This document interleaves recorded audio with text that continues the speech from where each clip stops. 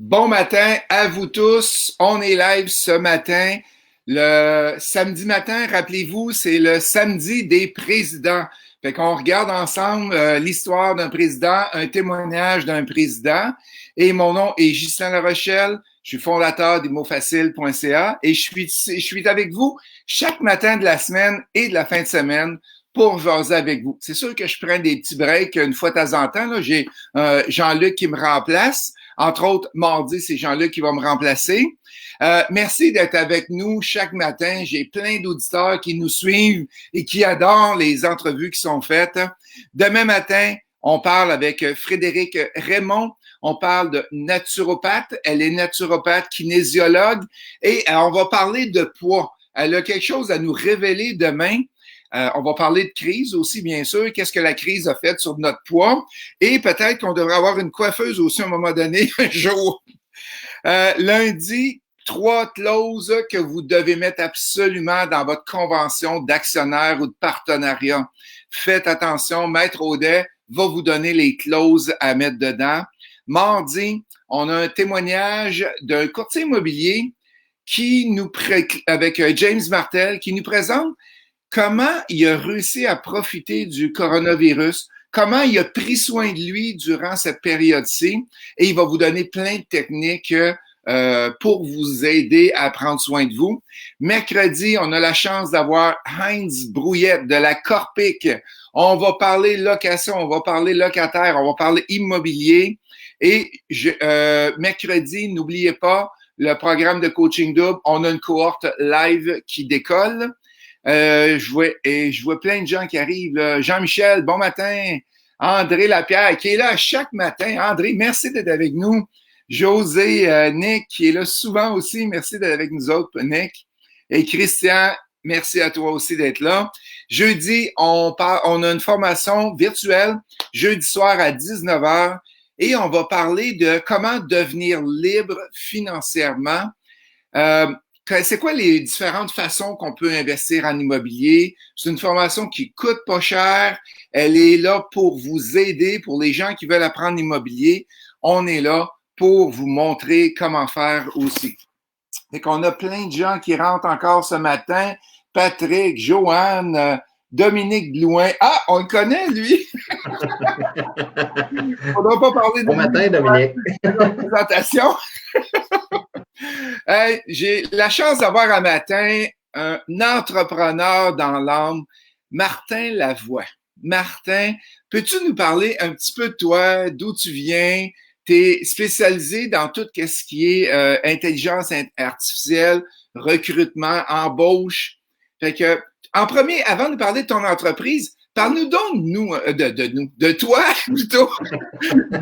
D'où tu viens, c'est quoi tes études et qu'est-ce que tu as fait exactement? Ben, originalement, je suis de Valleyfield. Je suis parti de là au début de la vingtaine pour étudier dans un collège à Montréal, au centre-ville de Montréal. Et j'ai étudié en informatique. J'ai fait un AEC à l'époque, c'était la programmation parce que c'était le seul qu'il y avait là, plusieurs années. Aujourd'hui, ils ont différents programmes. Là, mais, OK. donc, j'ai commencé ma carrière en informatique après un AEC formation que j'ai faite au début des années 90. Et c'est ça, j'ai commencé ma carrière suite à ça. Mais je suis retourné aux études plus tard. Et Beaucoup plus tard. en sortant des études, tu as fait quoi exactement? J'ai travaillé comme en informatique. OK. Les études que j'ai faites, c'était sur de la programmation. Donc, j'ai commencé comme opérateur dans un centre informatique pour Provigo à l'époque, où j'ai été 2 ans. Aux opérations S400. J'ai appris à programmer en S400, donc j'ai eu une Oh, c'est opportunité. vieux, ça! C'est vieux, oui. Ouais. Je suis pas jeune. Aïe, aïe. Puis après ça, je suis devenu administrateur de réseau, support informatique, des choses comme ça. Tu as travaillé J'ai fait pendant combien de temps? C'était des grandes entreprises, des petites entreprises? C'était des très grandes entreprises. J'ai toujours travaillé dans la multinationale. OK. J'ai fait ça pendant 7 ans à Montréal. Ensuite, j'ai été 2 ans aux États-Unis. les 2 ans aux États-Unis, j'ai travaillé pour 3 entreprises assez importantes, là, des entreprises majeures. OK. Et puis, quand je suis revenu des États-Unis, c'était le bug de l'an 2000. Oh boy. Ouais, qui a changé le monde informatique pour moi, en tout cas, là, de façon majeure. Suite au bug de l'an 2000, quand je suis revenu à Montréal, il n'y avait plus de mandat, il n'y avait plus de travail, toutes les entreprises avaient investi trop d'argent dans les projets de l'an 2000. Donc, ils ont arrêté d'investir et moi, je me suis retrouvé sans travail pour la première fois depuis le début de ma carrière. OK. Et à ce moment-là, j'ai une personne que je connaissais qui était une recruteuse en informatique qui me dit on ouvre une nouvelle compagnie à Montréal, on cherche des recruteurs. OK, je vais essayer ça. Ça, c'était en mars 2000 et je n'ai jamais lâché le recrutement depuis ce temps-là. OK. Puis, cette personne-là qui t'a embauché, qu'est-ce qu'elle. Là, maintenant, est-ce qu'elle est encore avec toi? Comment vous fonctionnez? Non, c'est une personne, j'ai perdu mais elle est rendue en Floride, à ce que je sache. OK. Puis, probablement à la retraite aujourd'hui, parce que ça fait quand même 20 ans de ça. Et puis, non, on s'est perdu de vue. Sauf que la personne qui est devenue la branch manager de l'entreprise à l'époque est aujourd'hui ma partenaire dans l'expérience et ma partenaire de vie en même temps. Comme elle dit, t'as marié l'embauche. Oui, à peu près, oui. Tout est venu ensemble. Puis, oui. Fait que là, l'entreprise, fait qu'en 2000, tu commences à faire de l'embauche de IT. Et oui. C'est quand tu es devenu propriétaire de l'entreprise, tu as racheté l'entreprise ou tu as participé à l'entreprise? Cette entreprise-là a fermé. C'est une compagnie de Toronto, puis ça ne l'a pas levé à Montréal. Mais encore une fois, il faut se rappeler à l'époque que c'était le bug de l'an 2000. Puis même juste question de challenge dans tout ça. Notre plus gros client était Nortel. Oh boy! Donc, on a été pris au début de la chute drastique de Nortel. Donc, on a perdu notre plus gros client. La compagnie de Toronto a carrément fermé le bureau de Montréal. Okay. On s'est tous les deux relocalisés pour une autre entreprise qui, eux, ont bâti un centre de solutions à Montréal. On est parti de 0 employé à 350 en l'espace d'à peu près 3 ans. Et tabarnak. Sauf que on savait qu'ils allaient couper nos salaires parce qu'ils nous ont donné des salaires très bas à commission très haute. Donc, c'est arrivé qu'on a placé beaucoup plus de monde qui pensait qu'on allait réussir. Fait que là, on s'est dit qu'il allait couper nos salaires drastiquement. Fait qu'on a décidé à ce moment-là de partir expérience. Moi, j'ai parti tout seul la première année. OK. Et puis, après la première année, on a ouvert l'entreprise à la fin novembre 2005. Et puis, ma collègue s'est jointe en décembre 2006. 2006, OK. Ouais. Depuis ce temps-là, on est ensemble dans l'entreprise. OK. Puis là, vous êtes rendu à combien de personnel? Quelle grosseur vous avez présentement? Est-ce qu'on parle de avant COVID ou après COVID? Bon, avant COVID, on était à 80 employés. 80 employés. Wow! C'est bon, excellent. Puis, c'est quoi qui a fait que tu as une réussite comme ça et que tu as été capable en 3 ans de monter l'entreprise? C'était comme toi qui étais au règne de l'entreprise avec 350 employés avant, avec d'autres personnes, mais qu'est-ce qui fait que tu as autant de succès? Peux-tu me donner ta recette? Il n'y a pas vraiment de recette, mais pour faire du recrutement, faut être capable de passer au travers des CV assez rapidement. Okay. Je peux recevoir 100 CV, puis en 10 minutes, je vais avoir passé au travers et je vais avoir sorti ceux qui risquent d'être intéressants. C'est une question de volume, malheureusement, parce qu'on avait des postes affichés de développeurs seniors. On recevait des vendeuses de souliers, des retisseurs chez Saint-Hubert. On ne peut pas perdre de temps à regarder un CV. Fait que si ça ne fait pas, c'est tout de suite. Puis, juste les méthodes de classement, tu classes ça par Parce que c'est sûr qu'il y en a plusieurs, je sais qu'il y en a plusieurs qui ont des emplois avec des employés que je connais présentement, dont Jack, que je viens de voir. Qu'est-ce que tu fais pour passer aussi vite que ça? Tu le fais-tu de façon électronique, toc, toc, toc, toc, ou c'est tes imprimes, puis là, tu y vas par papier, ou comment tu fais? Non, moi, j'ai les ouvre OK. et je regarde principalement le dernier emploi. OK. Tout fait. Et si le dernier emploi il est vraiment pas concluant, si on cherche un développeur Java, disons, et j'ouvre le CV, puis la personne n'a pas de Java les 2 dernières années de son emploi, c'est sûr que je ne peux pas placer cette personne-là. Même ça ne fait le 3 ou 4 ans avant. C'est ça. Parce que les technologies, 2 ans, c'est un autre monde. OK, parfait, excellent. Puis, on a plusieurs personnes qui continuent à rentrer. Fait que tes premiers jobs. Et quel était le défi de devenir entrepreneur? Est-ce qu'il y en a, hey, bougez pas, on va poser une question. Est-ce qu'il y en a qui aimeraient devenir entrepreneur, lâcher leur job de 8 à 5 si vous l'avez ou si vous êtes déjà entrepreneur? J'ai posé la question la semaine dernière avec Dominique et je veux voir les réponses cette semaine. C'est que s'il y en a qui veulent pas lâcher leur job, mettez non.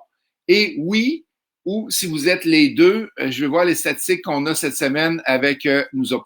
Qu'est-ce qui, pourquoi te partir au lieu de rester dans une job de 8 à 5? Ben, ça devait pas être 8 à 5, ça devait être 7 à 7, là. Oui, non, à cette époque-là, c'était effectivement du 7 à, parce qu'on ne savait jamais à quelle heure qu'on allait partir. OK. C'est le genre de travail que je pourrais travailler 100 heures semaine tout le temps, puis toujours avoir de quoi faire. Donc, à chaque jour, je me dis, si je me rends là, si je finis ça, ma journée va être faite. Là.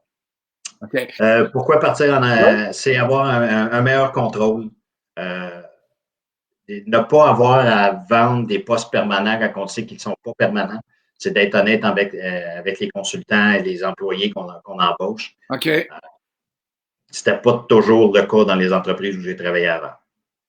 Donc, pour moi, quand on a ouvert Expérience, c'était faut être honnête. Si on a un mandat de 2 mois, 3 mois, ben on dit à l'employé carrément, ça va être 3 mois. Ça peut être renouvelé, il y a des bonnes chances, mais ça se peut que ça ne soit pas non plus. On ne fait pas de promesses que c'est une job à temps plein. Mais parle-moi, là, émotionnellement, là, qu'est-ce qui te fait triper dans le job d'entrepreneur, là? Il doit y avoir de quoi, une fibre en toi qui fait que je tripe là-dedans, là. En tant qu'entrepreneur ou en Ouais, tant que en tant recruteur? qu'entrepreneur. On va regarder le côté IT aussi. OK. Ben, en tant qu'entrepreneur, pour moi, je regarde les jeux que je jouais quand j'étais jeune. Moi, je pense que quand la personnalité qu'on a quand on est enfant redevient Ben, oui. encore pire en tant qu'adulte. OK.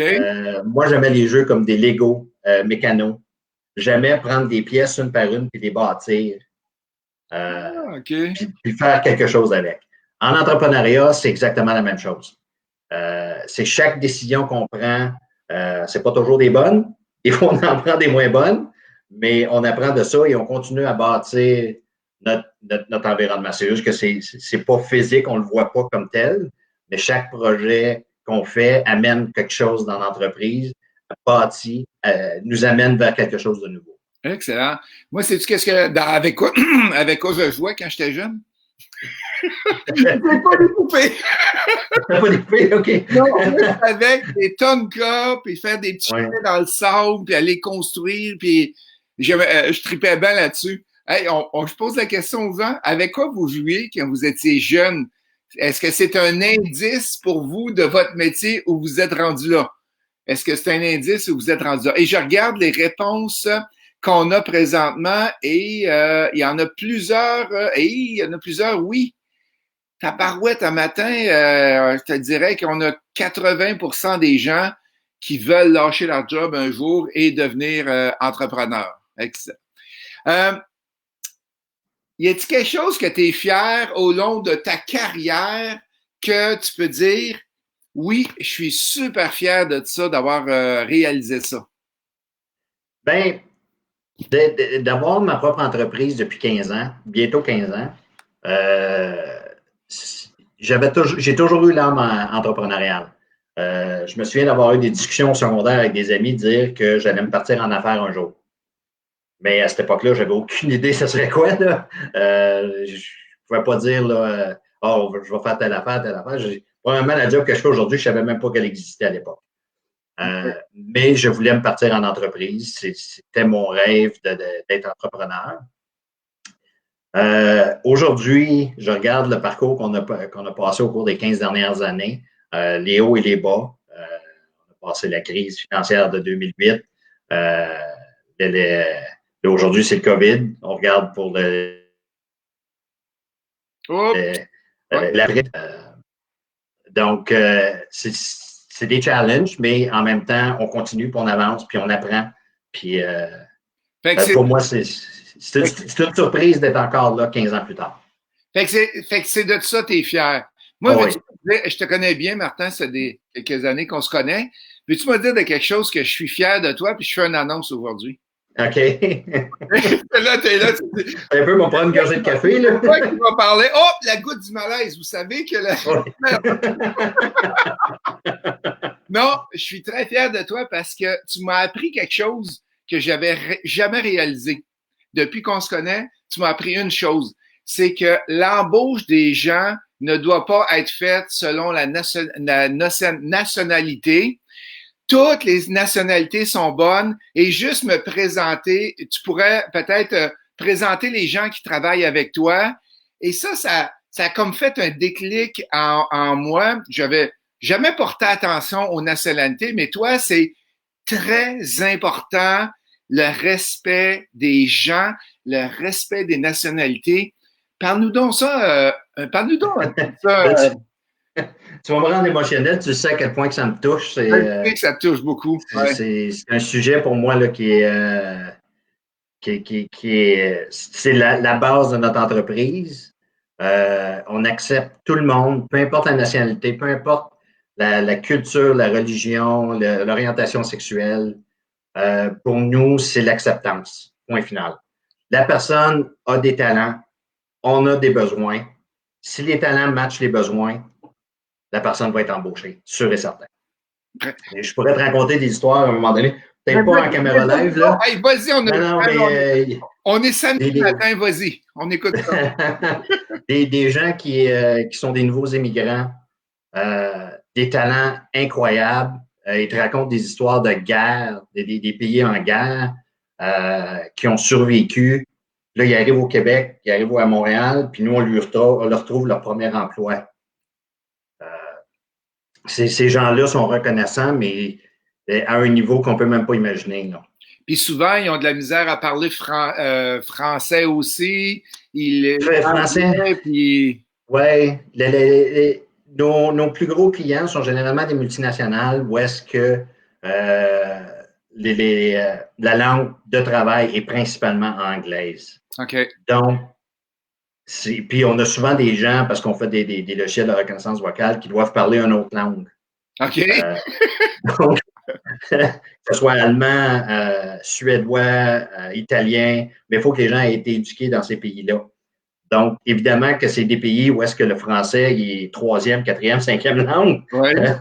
Il faut les trouver. C'est des gens, c'est une entreprise de Montréal, donc il faut que les gens parlent anglais. Donc, les gens qui viennent de ces pays-là pour travailler dans ces compagnies-là, il faut qu'ils parlent l'anglais en premier. Puis, quelle nationalité que tu as au bureau ou présentement avec qui tu travailles? Ben, au bureau, je vais parler avant COVID. On avait une personne qui vient du Togo. En réalité, on a embauché 2 personnes, sans le savoir, qui étaient des amies togolaises. Voyons donc! Et malheureusement, il y en a une des 2 qui nous a quittés entre-temps pour un emploi qu'on ne pouvait pas compétitionner parce que c'est un emploi à l'international avec beaucoup de voyages. Okay. Mais la chance de trouver 2 personnes togolaises qui fait le travail qu'on avait besoin à l'époque, j'avais trouvé ça assez cocasse. On a on a une anglophone du Saguenay, ça, c'est une race assez rare aussi. On avait une personne d'Amérique latine. On avait 2 Indiens, 2 personnes de l'Inde. OK. Donc, c'est un peu le tour. On était 8 dans le bureau, là. OK, excellent. Avec plus tous les employés que vous avez placés Ouais, aussi. les consultants mandats, ça, les nationalités, écoute, ils devaient en avoir une 30 ou quarantaine différentes. OK. Si tu avais à refaire ton parcours, est-ce qu'il y a quelque chose que tu ferais différemment? Ce que je ferais principalement c'est que je ferais mes études que j'ai découvertes par la suite au début de ma carrière. OK. Euh, je suis rendu une personne qui croit en l'éducation beaucoup plus que je le croyais quand j'avais 20 ans. OK. À 20 ans, je voulais sortir du cégep le plus rapidement possible. Donc, c'est pour ça que j'ai fait un AEC. C'est 12 mois réglé, fini, on passe à autre chose. Aujourd'hui, si j'avais à refaire ça, je ferais mon cégep en 2 ans, puis j'irais à l'université pour 3 à 5 ans. Ça serait une approche totalement différente. Là, ben, encore une fois, aujourd'hui, je sais qu'est-ce que j'aurais aimé étudier. À 20 ans, je ne le savais pas. OK. Puis est-ce que ça aurait été l'informatique ou ça aurait été autre chose? Non, ça aurait été probablement plus en finance. En finance? OK, excellent. Ouais. Et peux-tu nous parler un peu d'expérience? Qu'est-ce que vous faites exactement? Quel type d'employé vous placez et dans quel domaine vous placez? Je sais que vous êtes en très haute technologie, là, Ouais. intelligence artificielle. C'est ben, les gens qu'on place généralement sont des développeurs de logiciels, euh, principalement, mais c'est pas uniquement. Euh, des gens qui vont développer des logiciels. Nos plus gros clients font de la reconnaissance vocale Mhm. et on travaille sur des logiciels qu'on appelle embarqués sur des radios d'auto, des infotainment systems pour les voitures. On fait entre 70 et 75 des voitures à travers le monde ont notre logiciel dessus. Je parlais de gens de langues différentes. Ça veut dire que si on a une voiture qui est vendue en Allemagne, ben le logiciel, l'assurance qualité du logiciel va être faite en allemand. C'est fait ici à Montréal, au centre-ville. OK. Donc, c'est là qu'on doit trouver des gens qui viennent de l'Allemagne. On a placé 2 Suédoises dans le passé, 3 ou 4 Italiens, même type de profil, mais c'est ce qu'on appelle des langages. Donc, ça, c'est un type de projet qu'on fait. On a fait beaucoup de sécurité informatique également. OK. Des gens de junior à senior en sécurité informatique sur des choses de ce qu'on appelle frontline, là, des réseaux informatiques, que ce soit pour des aéroports ou les lignes aériennes. OK. Donc, c'est Et, ce type de logiciel-là. et vous n'avez aussi placé en immobilier, hein, je pense. Oui, ben, on travaille beaucoup avec des compagnies de logiciels qui sont en arrière des agents, des courtiers Le immobiliers. Là, courtier immobilier. Puis, ouais. Martin a une personne de placer chez moi en informatique aussi avec ImoFacile. Oui. Je voulais pas le dire en public. Non, non, ça me dérange pas. Ça me dérange pas du tout. Fait que ça veut dire que si, par exemple, la semaine dernière, on a vu les tableaux de bord avec Dominique, OK? Oui.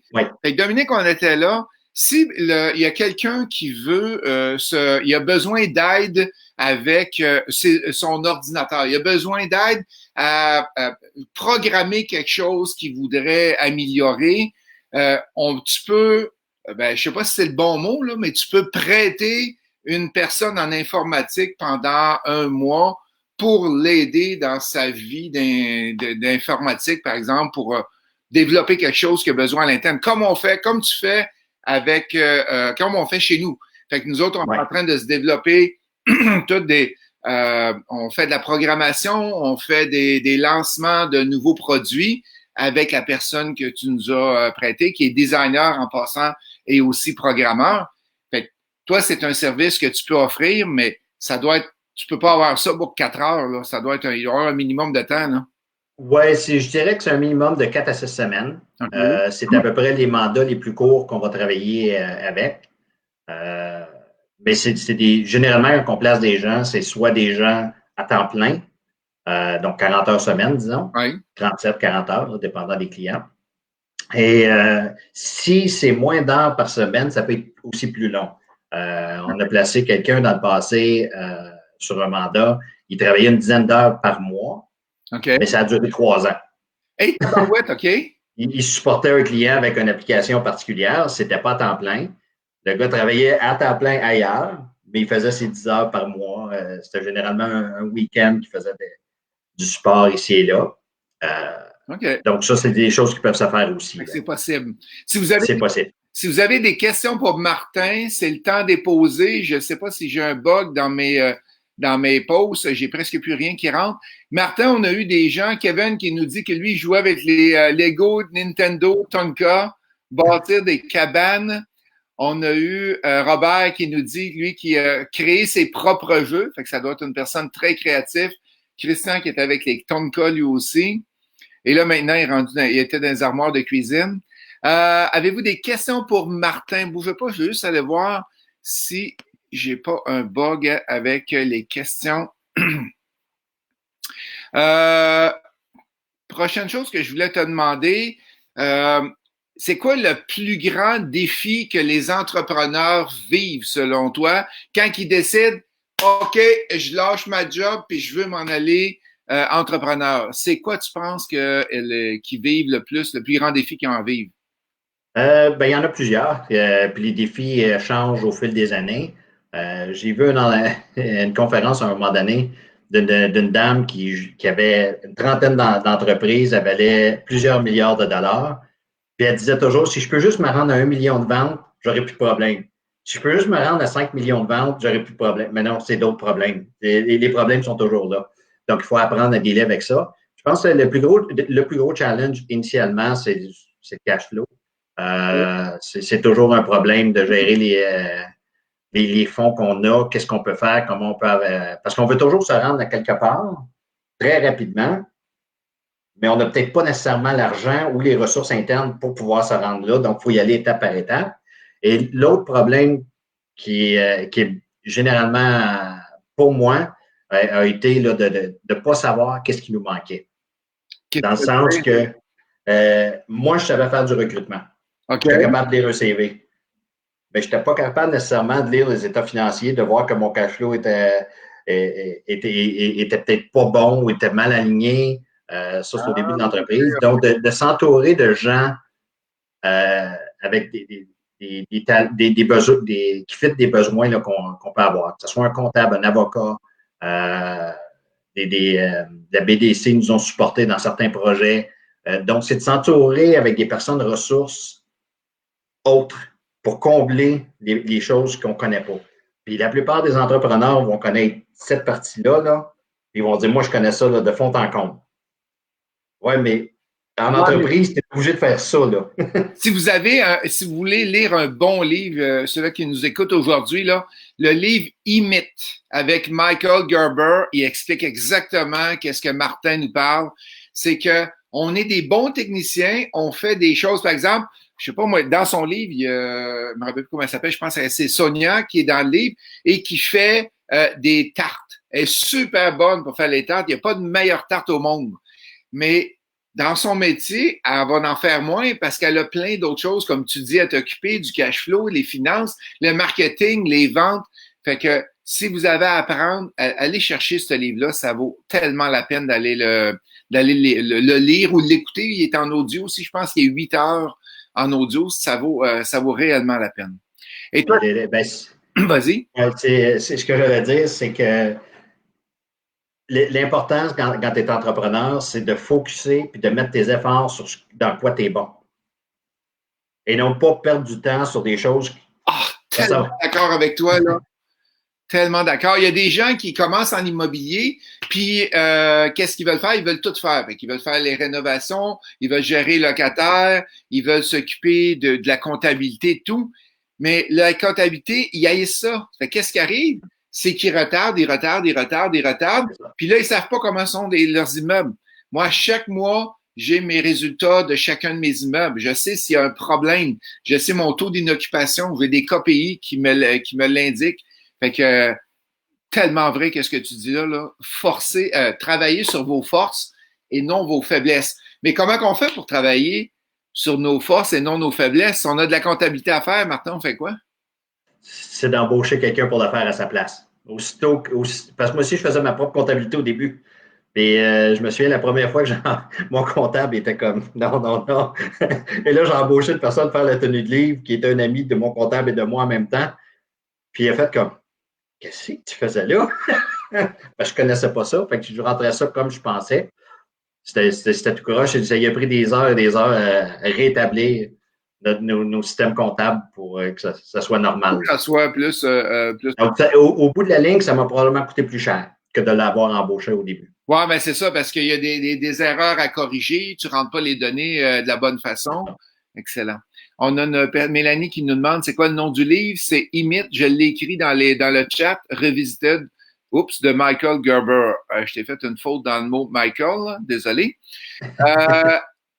Après ça, Mélanie qui nous pose la question, comment trouver les meilleures personnes pour nous remplacer selon toi?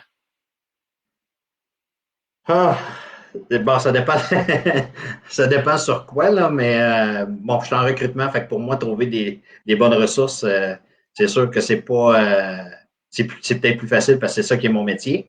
Ouais. Mais c'est d'en parler aux alentours, les gens qu'on connaît. La firme comptable qui est rendue notre firme comptable a été référée par une amie. Ah oui. Qui est entrepreneur également, puis qui a dit, ben moi, j'utilise là, puis cette personne-là, puis ça donnait que c'est une personne que je connaissais socialement aussi. Là, j'ai fait, ah oui, j'ai jamais pensé, puis finalement, on s'est rencontrés, puis il est devenu notre comptable depuis 3-4 ans. La même chose pour notre avocat, c'est quelqu'un que je connaissais socialement. Puis, à un moment donné, j'avais besoin de reviser un contrat, puis j'ai dit, hey, peux-tu m'aider? Il dit, oui, oui, puis il est devenu notre avocat depuis 4-5 ans, exactement de la même façon. C'est de faire Fait que les recherches. la technique pour embaucher, pour trouver des bonnes personnes, c'est le réseautage. As-tu d'autres techniques que tu peux, le bouche-oreille qu'on parle, as-tu d'autres techniques que tu pourrais nous révéler pour trouver des bonnes personnes? Ben, pour des personnes professionnelles comme ça, c'est sûr que, bon, ça vaut ce que ça vaut, là, mais tu peux toujours faire le Google parce qu'à cette heure, sur Google, tu as les références des gens, tu as Oui. des commentaires sur des entreprises. Donc, ça peut te donner une indication. Euh, moi, je pense que c'est de rencontrer des gens puis de les passer en entrevue. C'est il y a des professionnels qu'on a embauchés puis qu'on a passé 2, 3, 4 personnes en entrevue pour arrêter sur une personne qu'on aimait plus, qui fitait plus avec notre culture ou notre environnement. Okay. Donc, c'est d'en appeler plusieurs, de jaser avec eux puis de voir un peu ce qu'ils peuvent t'offrir comme service. On a Marie-Claire aussi qui demande est-ce que tu prends des références sur toutes les personnes que tu embauches? En mandat, oui, mais pas les gens qu'on envoie. Parce que quand on recrute, généralement, on va envoyer entre 2 et 3 personnes par poste qu'on compte, OK. en moyenne. Oui. Donc, on ne fait pas les références en amont. Là. On les fait vraiment à la fin, quand le client dit on va embaucher cette personne-là. Là, oui, on va prendre des références. Comment tu fonctionnes? C'est que toi, tu vas dans ton réseau, tu vas dans plein de sites Internet, plein d'endroits, tu trouves 3 personnes. Après ça, c'est quoi les étapes qui arrivent après? Les étapes, ben, nous autres, quand on envoie 3 personnes, ça veut dire qu'on a contacté 50 personnes, on a parlé à 15 ou 20 personnes. OK. Donc, tout le monde pense, oh, t'as envoyé 3 personnes, t'as trouvé 3. Non, on a parlé à une cinquantaine minimum. Là. Aïe, aïe! C'est pas tout le monde qui est disponible. OK. C'est pas tout le monde qui a la bonne expérience qu'on a besoin. OK. Parce que lire un CV papier versus les connaissances c'est pas toujours évident. C'est la même chose pour une description de tâche. Un client va nous envoyer une description de tâche, on va dire, ben, un peu, là, tu veux ça, ça, ça, ça, ça. Ça, c'est ce qu'on appelle un écureuil mauve albino, là. Tu peux pas trouver, c'est 3-4 personnes en un, là. Tu peux pas trouver ça sur une personne. C'est des technologies qui se connectent même pas, là. On fait la même chose avec nos clients, là. Des fois, les descriptions de tâches ne fit pas vraiment. Un peu trop idéaliste. Ouais, ben c'est ça. Puis là, moi, je dis toujours, ça, c'est le gars qui veut s'acheter une Mercedes flambant neuve puis payer 20 000. Okay. C'est son budget. Parce que le concessionnaire ne t'en vendra pas de voiture à 20 000. Là. Okay. C'est bien beau dire que tu veux ça, là, mais ça ne veut pas dire que ça existe. Donc, il y a beaucoup de travail qui se fait. Il y a une question de salaire. Est-ce que ça fit dans l'environnement et tout ça. Donc, il y a plusieurs personnes qu'on doit parler pour arriver à 2-3 personnes soumises. OK. Une question pour toi. Je sais que le COVID a été très difficile avec toi parce que tu peux plus placer de gens. C'est difficile. L'embauche a été arrêtée comme mis sur pause pendant 1 mois, 2 mois. Tu as un esprit créatif. On en a parlé tantôt avec tes Legos. Qu'est-ce que tu as fait dans cette période-là pour réinventer ton entreprise? Bon, on a été forcés, si on veut, à créer un nouveau programme qui est finalement qui est l'inverse de ce qu'on fait normalement. Okay. C'est-à-dire que nous, notre travail, c'est de faire ce qu'on appelle du onboarding. C'est-à-dire, c'est de l'embauche. Okay. Les gens recrutent des gens, puis on les aide, on les supporte à recruter ces gens-là. On a dû congédier plusieurs de nos consultants parce que les projets sont tombés morts chez nos clients. Donc, on a fait du off-boarding. Okay. Donc, on a remercié des gens. Et on appelle ça de la débauche? Tu as de l'embauche puis de la débauche, non? Non, pas vraiment. Puis la plupart, c'est du congédiement temporaire parce qu'aussitôt que les projets vont repartir, ils veulent revoir ces personnes-là. Okay. Donc, ce qu'on a créé comme programme, c'est un support aux ressources humaines qui doivent congédier des gens. Mais on se rappelle, là, dans l'ancien temps, il y a 2 mois, là, qu'on était en mode plein emploi, qu'il n'y avait pas de ressources pour recruter. Donc, les entreprises le savent que ce soit dans 3, 6 ou 12 mois, on va revenir à ça. Oui. Donc, ils veulent garder un rapport avec leurs employés qui ont congédié parce qu'ils veulent les revoir. Oui. Donc, le programme, ce qu'on fait, c'est de l'engagement envers les employés, faire des communications, les tenir au courant des dernières nouvelles, qu'est-ce qui s'en vient, qu'est-ce qui se passe, des mises à jour. Ça, c'est une partie du programme. L'autre partie qu'on offre qui peut aider, c'est comment se trouver de l'emploi, comment écrire leur CV, faire de la recherche d'emploi dans un environnement avec le COVID comme on vit présentement. Donc, il y a différents aspects à ce programme-là pour supporter les entreprises et les employés qui ont été remerciés. C'est ça un entrepreneur, hein, Martin? Ça arrive, il arrive un problème, bang, il trouve une solution, on revire de bord, tandis qu'il y a des gens qui ils vont s'asseoir puis ils vont dire bon ben c'est just too bad, je peux pas rien faire, ça marche plus. Puis bravo Martin, très brillant. Merci. Parce que c'est important de garder nos employés informés. Tu vois, moi, toutes les 2 semaines, j'appelle mes employés que j'ai mis à pied temporaire. Comment ça va? Voici l'update de la compagnie qu'on est rendu. Voici qu'est-ce qui se passe dans le marché. Fait que super important. Mais moi, c'est facile, j'ai quelques employés. Tu peux pas faire ça avec 300-400 employés et les appeler un à un, là, ça serait impossible. Là. Puis, si on parle d'une grande entreprise aussi, qui a 1000 employés, 500 employés, puis qui en ont congédié 100, ben des fois, le président veut faire passer un message, puis ils n'ont peut-être pas l'infrastructure ou les environnements pour communiquer avec ces gens-là, autre qu'envoyer un courriel at large. Oui. Donc, c'est le genre de service qu'on offre, là. Excellent. L'environnement pour les supporter dans ça. Qu'est-ce que tu sais pas, que je t'ai pas dit d'avance, c'est que... Encore? Tu t'attends une question, là, hein? Ouais. J'ai tout le temps la question qui tue avec tous mes invités. Puis les gens le savent, cette semaine, j'ai commencé ça. Et j'aimerais savoir quelque chose de toi que je ne sais pas, qu'il n'y a pas personne qui sait dans tes employés, dans tes clients ou de ceux-là qui écoutent présentement. Fait que je veux que tu me révèles de quoi de toi, OK, que tu n'as pas dit encore. Ouais. Il y en a qui le savent, par exemple, parce que j'ai une employée qui je pense à quelque chose en particulier parce que je fais rire de moi par mes amis, okay. mes vieux chums, comme on dit, là. Je suis pas d'accord de ma gueule avec ça. Mais j'ai une employée qui vient de ce monde-là, donc elle aussi, elle le sait et elle connaît l'environnement. Je suis accro au curling. Tu es accro au curling? C'est ma drogue. C'est pas pour les personnes un peu plus âgées, ça, le curling? Bon, disons que c'est un sport qu'on peut faire pour le reste de nos jours. OK, c'est bon. J'ai joué, moi, je me toujours me souvenir une des premières années que j'ai joué au curling. Il y avait un monsieur dans notre club, il avait 92, 93 ans. Puis il joue encore au curling, puis à un moment donné, il est sur la ligne à côté de la mienne, puis il a tombé. Ben, tout le monde le sait qu'à 92, 93 heures, on va tout l'avoir. T'es-tu correct? Il se relève. Ah oui, je suis correct. Tout va bien. Ça, là, c'est ça que je veux que ma retraite aille là. Mais le curling, qu'est-ce que le curling t'apporte quelques secondes? Ben, c'est un bien-être mental. Parce qu'en entreprise, quand tu es entrepreneur, puis comme je disais tantôt, je suis marié avec ma collègue, donc le travail il est omniprésent dans ma vie. Quand je joue au curling, ça sort. Je me vide le cerveau, je pense plus à ça, je me focus C'est des tournois ou c'est plus amateur? Non, ben, je me suis rendu à un niveau assez élevé. J'ai joué un an sur le World Curling Tour. Wow! Euh, Ça va. j'ai officiellement joué un vendredi, moi toujours m'en souvenir, un vendredi de septembre, j'ai joué contre 2 champions olympiques la même journée. On a perdu les 2 games. Okay. Je crois ça.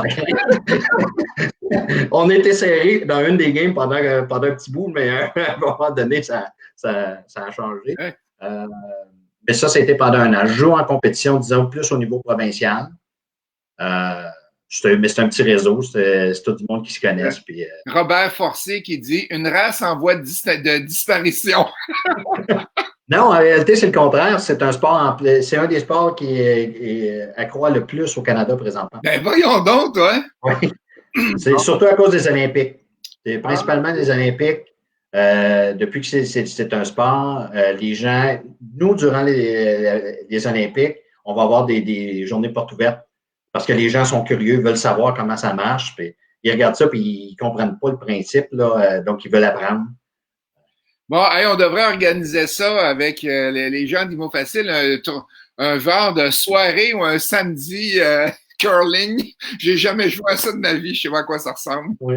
Ah oui, puis définitivement qu'on peut faire ça, puis je vais avoir les instructeurs, mais je peux te garantir, sûr et certain, peu importe les gens qui vont être en forme, ils vont avoir mal partout le lendemain. Ah oui? Sûr et certain, c'est beaucoup plus dur que ça ne Oui, l'air. ben, c'est parce que t'es tout le temps penché là, pour lancer la bidule. Là. Oui, ben la pierre est 44 livres. Elle était OK. Mais c'est aussi le brossage, c'est aussi tu marches sur de la glace sans traction. Là. OK. Donc, en tout cas, C'est pas évident. c'est quelque chose qu'on peut organiser, Justin. OK, cool. Je te prends au mot. J'ai une question qui vient. Peux-tu me dire c'est quoi le nom de ta compagnie pour que les gens puissent te contacter? Tu m'as donné ton numéro de téléphone 514-954-8447, exactement. Et le nom de la compagnie, c'est? C'est expérience. Peut-être pas, bouge pas. L-A-V-O-I. Fait que je vais donner l'adresse courriel aussi. Il va dire R-X-P-E-R-I-E-N-C-E. Oui.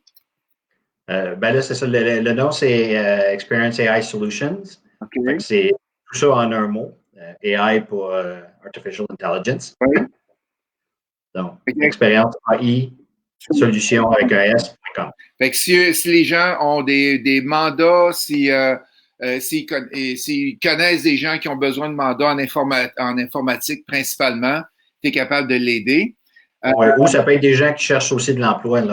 Bon, c'est plus en gel présentement, mais moi, je pense que ça va recommencer tranquillement là, au cours des prochaines semaines, des prochains mois. S'il y a des gens en informatique avec un bon background qui cherchent un emploi, Oh! Ça peut être intéressant aussi. Toi, tu cherches autant les informaticiens que les gens qui ont besoin des. Oui, ben les candidats qui cherchent un emploi, ça, je vais les transférer à l'équipe de recrutement, par exemple. C'est pas moi qui va s'en occuper. Les clients, c'est moi qui s'en occupe. Parfait, excellent. On a Mélanie qui dit ma nièce a 10 ans et elle est dans une équipe. Robert qui dit remplacer les tournois de bowling par du curling.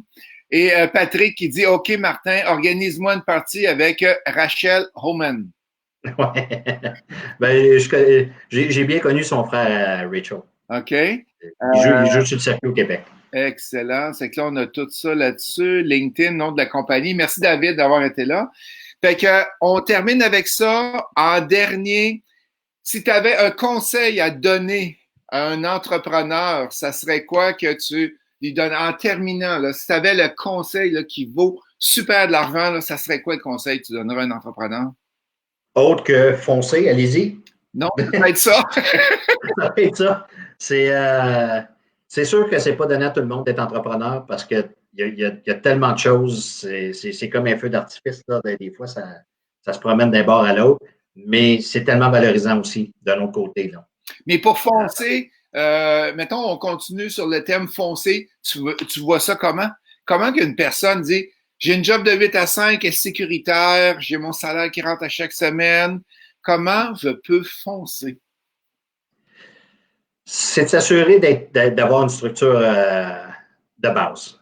En partant, d'un, ça prend une idée, là, de combler un besoin quelconque. Mais après ça, c'est de s'assurer qu'on peut aller chercher du financement ou d'avoir les fonds nous-mêmes. Il y en a qui ont de l'argent dans le compte de banque. C'était pas mon cas à l'époque, mais. Autrement dit, c'est foncer, mais préparer. Préparer. Puis se renseigner. Je pense que l'important, là, c'est de prendre l'information aussi, faire les recherches. Notre ami commun, John, dirait que oui, que je ne fais pas assez ça, là, mais parce que c'est mon problème, je suis plus fonceur, puis je regarde pas où je m'en vais. Je m'en vais là, OK, je vais me rendre là. Mais c'est pour ça que j'ai ma collègue à côté de moi qui tire les reins et qui dit non, là, comment qu'on va faire pour se rendre là? Ça t'aide à travers ça. Excellent. Oui, mais c'est vraiment de se renseigner, de s'assurer qu'on a un environnement, une structure en place avant de partir. Excellent. Un gros merci à toi, Martin. C'était un plaisir de t'avoir en entrevue, comme à chaque fois que je jase avec toi. Et manquez pas à toutes les journées, à tous les jours, à chaque matin à 8 heures, j'ai une entrevue avec un entrepreneur, avec quelqu'un du métier de l'immobilier aussi. Mercredi après-midi, on part le coaching double, coaching théorique et coaching pratique en immobilier.